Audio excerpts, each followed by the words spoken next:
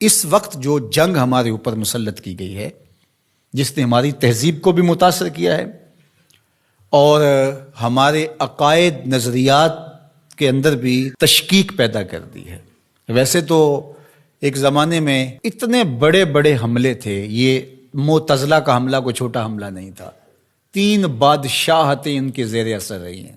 آپ نے یہ کہانیاں پڑھی ہوئی ہیں کہ امام اعظم ابو حنیفہ کی وفات جیل میں ہوئی تھی۔ آپ نے یہ سنا ہے کہ امام احمد بن حنبل کے بدن پر 1 انچ جگہ بھی ایسی نہیں تھی جہاں کوڑے کا نشان موجود نہیں تھا۔ لیکن آج معتزلہ کے نام سے کوئی گروہ، کوئی فرقہ دنیا پہ دکھائی دیتا ہے، انہوں نے اس کا ناطقہ بند کر دیا، دلیل سے، عملی قیام سے، جد و جہد سے۔ مرجیہ تھے، لا ادریہ تھے، اندیہ تھے۔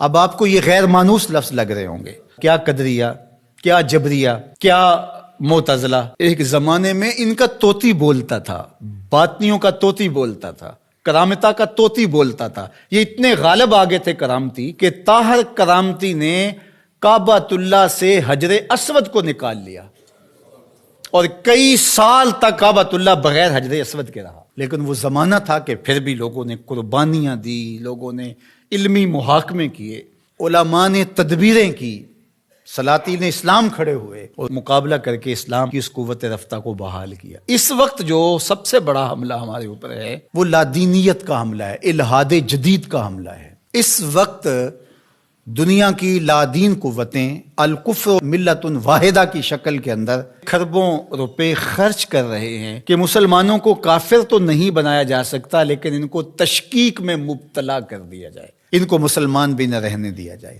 تشتت اور افتراق پیدا کر دیا جائے، فرقہ واریت کے بیج ان کے اندر بوئے جائیں، یہ باہم دست و گریبان ہو جائے، جغرافیائی تقسیمات پر ان کا یقین ایمان کی حد تک چلا جائے۔ عجم اور عرب کی لڑائی پر 2 ممالک کو آپس میں کھڑا کر دیا گیا، اور یہ جتنے فسادات مشرق وسطیٰ میں ہوئے ہیں، مسلم کش ہو گیا، ایک دوسرے کو مارنے لگے، لسانی بنیادوں پر، فرقہ وارانہ بنیادوں پر، قتل عام ہوا، مسلمان کا خون پانی سے بھی سستا ہو کر کے بہا، اور جنگیں جو بھی لڑی جاتی ہیں مفاد کی عالمی طاقتیں اسی خطے میں لڑتی ہیں۔ یورپ میں کوئی جنگ نہیں لڑی جا رہی، عالمی طاقتوں کا بازیچہ بن کے ہم رہ گئے۔ ہم کب شعور کی آنکھ کھولیں گے؟ کب ہم بالغ ہوں گے؟ کب بڑے ہوں گے؟ اور اس وقت الحاد جدید کا فتنہ جو ہے وہ سر چڑھ کے بول رہا ہے، اور ان کا سب سے بڑا واد اقلیت پسندی کا نعرہ لگاتے ہیں کہ جو چیز ہے جی اس کو عقل ہی نہیں مانتی تو ہم کس طرح تسلیم کریں۔ اور اس میں سب سے بڑا حملہ جو ان کا معجزے پر ہے، جو کہتے ہیں کہ معجزہ جو ہے یہ نہیں ہوتا، وہی پر حملہ ہے، چونکہ یہ بنیادوں کو ڈھا دیا جائے گا تو عمارت خود بخود گر جائے گی نیچے۔ جب وہی کو کمزور کر دے، اس تصور کو دھندلا کر دیا جائے گا، تو کہتے ہیں وہی ممکن نہیں ہے، کہ یہ خلاف عقل ہے۔ دنیا کی کتنی چیزیں ہیں جو انسانی عقل میں ابھی تک نہیں آئیں۔ آج سائنس اور ٹیکنالوجی کی سلطنت ہے پوری دنیا کے اوپر، اور اس کے ذریعے سے آپ کہتے ہیں جی بس آج تو جو تجربات کی روشنی میں چیز حاصل ہوگی اسی کو مانیں گے، اور اس کے علاوہ جو سمجھدار ہے، پڑھا لکھا شخص ہے، دانشور ہے، وہ کس طرح اس کو مان سکتا ہے جو عقل انسانی میں یہ چیز نہیں آتی ہے؟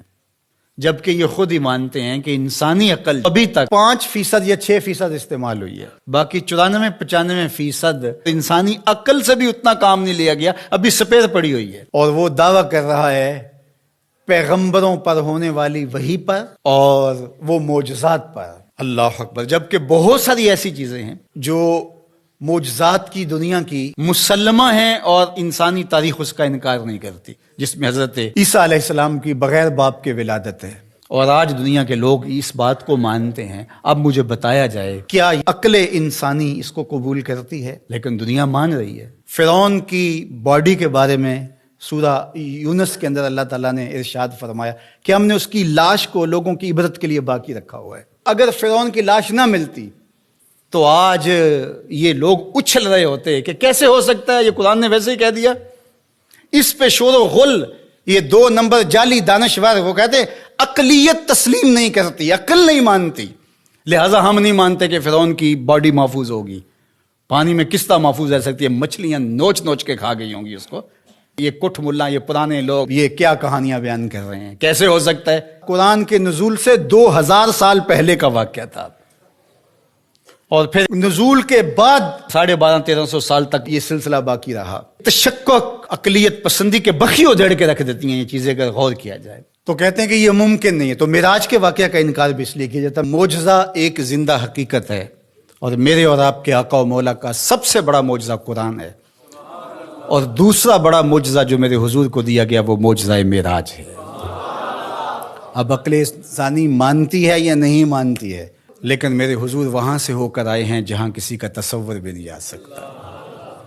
اللہ اکبر. سی معراج راز محبتاں دا نہیں سی کسے دی سمجھ وچ آن والا، سدیا طالب تے گیا مطلوب ہوتے، جبرائیل سی صد لے جان والا، بازے آخ دے بن دروازیاں تو کیویں پہنچیا عرش تے جان والا، ابر عقل نو ایتھے دخل کیے جانے جان والا یا لے جان والا.